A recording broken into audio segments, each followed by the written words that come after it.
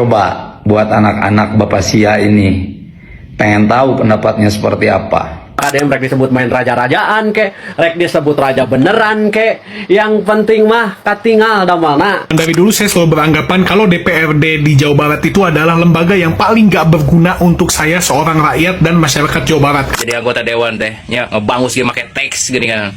Aing nggak bisa, ucup ngebangus pakai teks kos gitu patut. Anggota DPRD ini begitu bencinya dengan Kang Deddy Mulyadi, entah kenapa ya teman-teman. Bahkan sampai menyebut ya Kang Deddy apalah macam-macam lah DPRD ini ya teman-teman.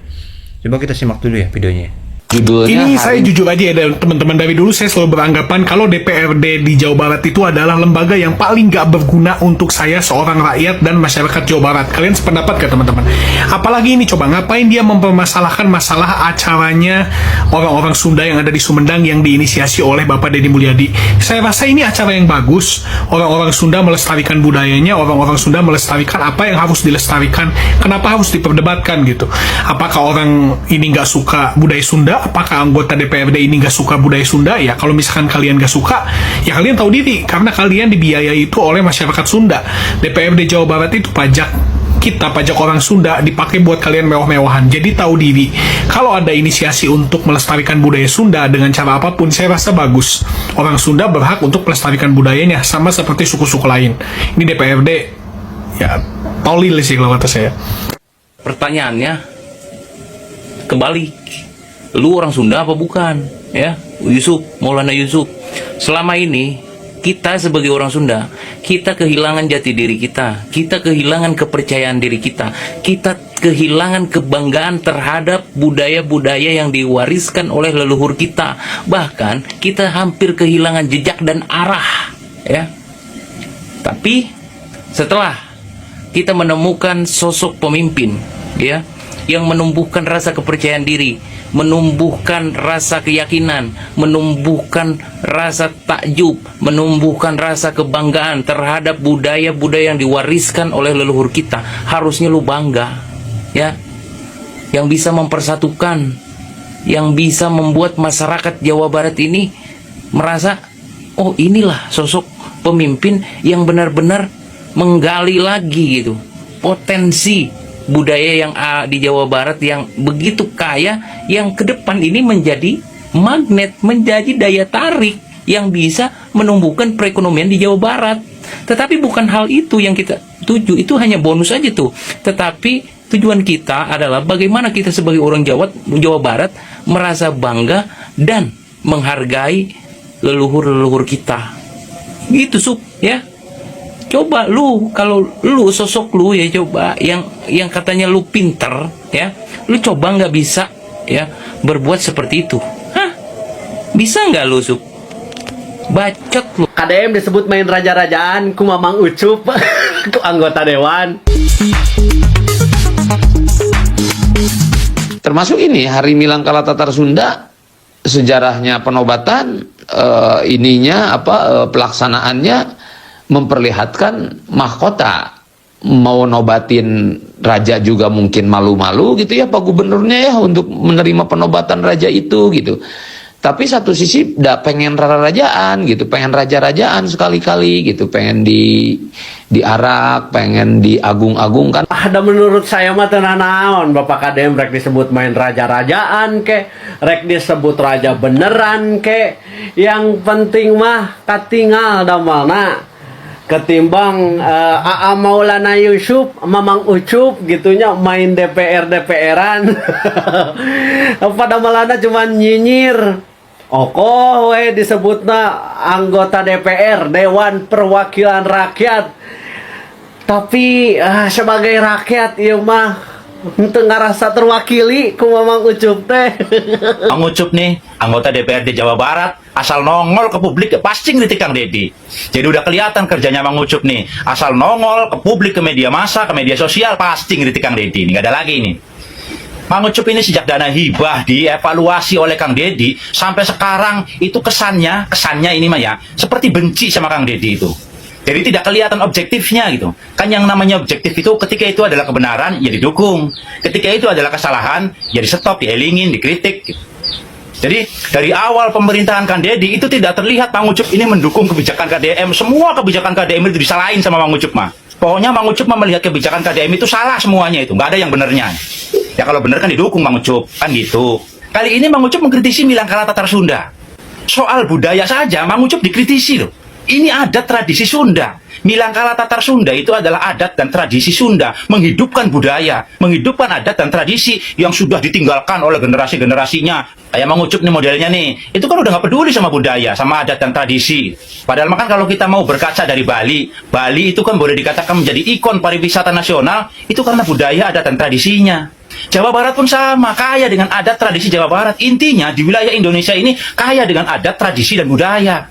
Tetapi ditinggalkan oleh generasinya, tidak dihidupkan oleh generasinya. Nah, Kang Deddy ini berusaha untuk menghidupkan budaya. Penyebab hancurnya negara, salah satu diantaranya kan generasi tidak lagi menghidupkan tradisi, adat, dan budayanya, melupakan sejarahnya. Milangkala Tatar Sunda dikritisi, cuma mau jadi raja, kayak mau raja-rajaan, kayak mau raja beneran, kayak gitu. Itu urusan budaya, bukan urusan politik. Itu menghidupkan budaya, Mang Ucup. Milangkala Tatar Sunda itu sudah dari dulu diperingati. Hanya sekarang kebetulan gubernurnya Kang Deddy, makanya diundang untuk menghadiri Milangkala di situ, di Subang, di Sumedang. Dan kebetulan sekali gubernurnya sekarang ini mendukung untuk menghidupkan budaya. Makanya jadi meriah, jadi rame. Ini mah ada istilah pengen jadi raja, raja-rajaan gitu dan lain sebagainya. Aneh gitu, jadi kemana-mana mengkritisinya Mang Ucup mah. Mau jadi raja beneran juga silakan aja Mang Ucup. Emangnya Jawa Barat mau jadi kerajaan? Mau teritorialnya diganti gitu, Jawa Barat menjadi wilayah kerajaan, dirubah undang-undangnya, kan nggak mungkin Mang Ucup. Ada-ada aja Mang Ucup mah, mau jadi raja-rajaan, mau jadi raja beneran, itu mah urusan budaya Mang Ucup. Ya barangkali Mang Ucupnya mau jadi rajanya, ya silahkan sono tuh, tadi dipasang mahkotanya. Kemana-mana Mang Ucup ngomongnya jadinya teh. Makanya Mang Ucup, kalau mau mengkritisi sesuatu itu, tinggalin dulu tuh bencinya, simpen dulu di laci, biar nanti terlihat objektif. Yang bener ya bener, yang salah ya salah. Jangan yang salahnya mulu yang dicari, yang benernya ditutup. Gimana sih Mang Ucup ini nih? Kayak orang yang nggak mau menerima kebenaran. Awas hati-hati Mang Ucup. Kanjeng Nabi itu pernah nasihatin Sayyidina Ali, man akalal haroma mata qalbuhu. Orang yang sulit menerima kebenaran itu diantaranya adalah orang yang sering makanin banyak haram. Saya tidak mengatakan Mang Ucup itu benci sama KDM, tidak. Cuma dari sikap dan perilaku Mang Ucup sejak awal pemerintahan KDM, ketika Mang Ucup muncul, itu terlihat Mang Ucup memperlihatkan kebencian sama KDM karena gara-gara dana hibah kemarin. Jangan memelihara kebencian Mang Ucup, saya mengelingin aja. Mang Ucup pasti tahu kan dalam kitab Tambahyul Ghafirin, wa ayyuma muslimaini mata wa huma mutahajirun la yajtami'ani fil jannah. Kalau benci sampai dibawa mati itu nggak bakal bisa masuk surga Mang Ucup, nggak bakal bisa kumpul di surga. Makanya kan Mang Ucup kan harus melihat tuh dari sisi baiknya, kenapa Kang Deddy itu bisa menunda, mengevaluasi dana hibah. Itu kan banyak anggaran yang masuk menjadi komoditas fiktif. Catatan pondok pesantrennya ada, realitanya nggak ada. Dan selama ini pimpinan nggak ada yang berani tuh musik-musik masalah itu, karena nggak mau nanggung resiko. Kenapa? Sebab urusannya agama. KDM itu bikin sebel, bikin jengkel, ya bikin dongkol bagi pejabat-pejabat lain yang tidak bisa seperti KDM, maksudnya yang tidak bisa terjun langsung kepada masyarakat, yang tidak bisa mengatasi masyarakat kecil, yang tidak bisa meninjau rakyatnya lagi kelaparan atau lagi kenyang. Nah, jadi bikin dongkol para pejabat-pejabat yang lain kalau menurut aku ya. Ya kenapa? Karena KDM memang seperti itu, cara kerjanya, kinerjanya memang seperti itu. Kalau dia tidak turun tangan langsung, ya tidak dikerjakan awalnya. Tapi kalau sekarang sih manda ya. Jadi kalau tinggal ini aja, tinggal telepon aja wis langsung beres. Tapi kalau awal memang sangat membutuhkan perjuangan. Kalau KDM hanya menyuruh saja, tidak bakalan dikerjain sama yang di bawah. Jadi anggapannya tuh selalu ditunda-tunda. Tapi kalau KDM, orangnya itu kalau memang suruh bongkar sekarang, wis bongkar sekarang. Kalau memang suruh yang namanya aliran sungai yang tersumbat, suruh alirin sekarang, suruh buka sekarang, wis langsung dibuka sekarang juga. Jadi itu tidak ada kata nanti-nanti. Satu contoh meninjau proyek kayak aspal apapun itu, ketika aspalnya itu apa tuh namanya ya, keterangannya ataupun dari perusahaan ataupun dari proyeknya itu 5 cm, itu kalau sudah diukur sama KDM itu ada yang 3 cm, ada yang tidak memenuhi syarat, ada yang berondol dan ini dan itu. Satu contoh kayak ini selokan. Biasanya sih yang namanya juga ini ya, kadang tuh maunya sih mau korup-korup dari uang proyek. Terus yang namanya proyek tuh tinggal ditaruh aja, kalau kayak selokan-selokan, padahal kata KDM itu mestinya harus dikasih semen terlebih dahulu. Aku tuh baru tahu dari KDM kalau memang seharusnya di bawahnya itu, di bawah selokan yang tinggal pasang itu di bawahnya harus dikasih semen. Aku baru tahu dari KDM. Kalau di sini mak tinggal pasang aja di sini loh, di sini ya aku udah ngomong di Jawa Barat di sini. Jadi kalau buat kalian coba lihat baik-baik video ini dari KDM, ini benar-benar KDM tuh bikin dongkol ya pejabat-pejabat yang lain kalau menurut aku. Kalau buat fans-fansnya sih, buat kita terlope-lope tambah kita semakin support KDM karena KDM itu seberani itu. Ini dia videonya.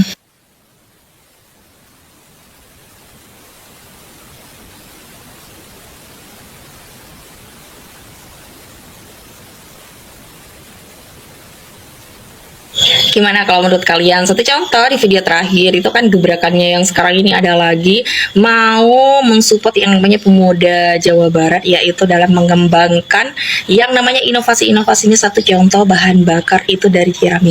Masya Allah, KDM tuh selalu mensupport anak-anak bangsa kalau menurut aku, karena dia memang benar-benar mencintai Indonesia, pengen melihat Indonesia ini maju. Jadi buat kita doain semoga KDM bisa menjadi orang nomor 1 di Indonesia. Amin Allahumma amin. Buat follower aku tanpa terkecuali, sukses dan Halo anggota DPR anu tolol belegu jeung bego eta ngaranna Sarakucup. Kerame diomongkeun ku netizen gara-gara kalakuan si Sarakucup anu nyeleneh dina rapat paripurna LKPJ nya laporan keterangan pertanggungjawaban batur mangga bahas tentang anggaran heueuh nya digunakeun ku desa, kecamatan, kabupaten jeung ku provinsi. Ari jang ucup anu celeupeung kakak keluar tina jalur gar ngomongkeun kirab mahkota. Maksudna mah ngarah pada muji ku batur ngarah katingalinya kritis jeung cerdas. Tapi justru anu menonjol teh kabegoanana jeung katololanana. Seolah-olah manehna teh ngawakilan sebagian kecil orang-orang pembenci KDM. Jeung ngacirikeun namun manehna teh sabenerna mah jelema-jelema anu dana hibahna eueuh dimusnahkeun ku KDM. Sampaikah kira budayanya, budaya Jawa Barat disebutkeun pesta. Majarkeun teh KDM pesta di atas penderitaan rakyat, cenah masih kene rakyat anu miskin, anu pengangguran. Hedengekeun Sarakucup bapak aing mah lain ke pesta, tapi keur ngiklan, make taktik segi marketing. Tapi lain marketing ngajual cilok atau ngajual kolor. Ieu mah marketing keur memperkenalkan budaya ka nasional bahkan internasional. Anu secara tidak langsung artis nanti langsung ku gubernur. Sia apa teu lamun rek ngiklankeun budaya urang ka batur ka nasional atawa ka luar negeri lamun maer dina TV sabaraha hargana. Cek jelema nu apal jeung nu pinter kurang leuwih 3,4 miliar per 30 detik encan bayar artis nu ngiklankeunana. Sementara nya kira budaya kira mahkota mah ukur ngabeakeun anggaran 2,5 miliar. Eta teh sabaraha poe. Sok pikiran ku otak maneh. Tapi dah sia rek bisa mikir. Saya lihat ya, sampai mengelola APBD, saya tidak memilih aksesoris, saya memilih substansi. Saya jarang membuat upacara-upacara, sudah satu kali aja, setahun, Agustusan, jeng, gitu. Kegiatan pariwisata, nggak setahun sekali, geboh pada nyarekan. Oh, di mana duitnya? Tenang bro, kita tidak pakai APBD bro, santai, tidak merugikan anggaran negara. Itu loh. Kok semewah itu? Tong ka aing nyarekana, kasihan usok make APBD tapi goreng. Aing betul make APBD tapi alus. Nah, sia. Nu make APBD di cokot batina acarana kitu na hungkul teu rame. Heeh, teu pada nyarekan. Aing mah teu make APBD puluhan ribu jelema ngebagja. Gitu atuh. Gitu loh. Nah, ini kenapa? Spirit, Pak. Kenapa sih? Kenapa? Dulu orang tua kita juga punya spirit. Nah, ini kita ngomong nih. Siapa sih yang hari ini jagain malah bukan orang Jawa Barat jagain situs-situs kita ini, malah orang Bali. Yang Gunung Gede itu yang jagain orang Bali. Yang bangga terhadap Gunung Gede itu orang Bali. Orang Jawa Barat henteu kahayang nang ngalah we. Terus apakah orang Jawa Barat tidak, dia diperalat oleh orang lain? Suruh nambang, suruh itu, suruh itu. Orang dia nak benghar, henteu paeh naliang. Saya nggak mau dong orang Jawa Barat menjadi orang yang diperalat. Orang Jawa Barat harus punya kecerdasan. Kalau mengelola menjadi kaya, ngapain merusak menjadi miskin? Kalau jadi gubernur membuat hidup bahagia, ngapain jadi pengangguran, membuat hidup menderita? Hidup harus memilih. Dan di antara pilihan itu harus milih yang terbaik, itulah hidup. Nah, karena tugas manusia itu adalah memilih. Itu karena hidup itu adalah pilihan. Karena pilihan ya silakan memilih apa saja. Allah juga memberikan kewenangan pada kita semua untuk memilih sebagai khalifah. Milih apa sih? Boleh. Tetapi apa yang kita tanam akan kita petik, apa yang kita tabur akan kita tuai. Nah terakhir ngomong teknokrasi, saya ini mohon maaf ya, saya anti klinik. Saya anti klinik. Tapi saya senang mistik. Mistik yang tadi, leuweung teh nu ngajagaan. Sederhana. Ini kita tanya, saya gini Bu. Ini kita ini nggak belajar ya. Orang tua kita dulu itu menggunakan rasa dalam segala hal. Melak pakai rasa. Masak nyangu pakai rasa. Nyen imah pakai rasa. Ngurus pare pakai rasa. Dan saya ini petani. Saya petani, peternak segala macam. Saya nekuni politis. Saya tuh tahu bahwa ini akan mempengaruhi apa yang ditanam. Saya tadi pagi, saya kirim tadi. Makanya musik Sunda itu tidak digital. Tapi manual. Kenapa pakai rasa? Gamelan yang ditambah dengan irama tertentu itu bisa merubah.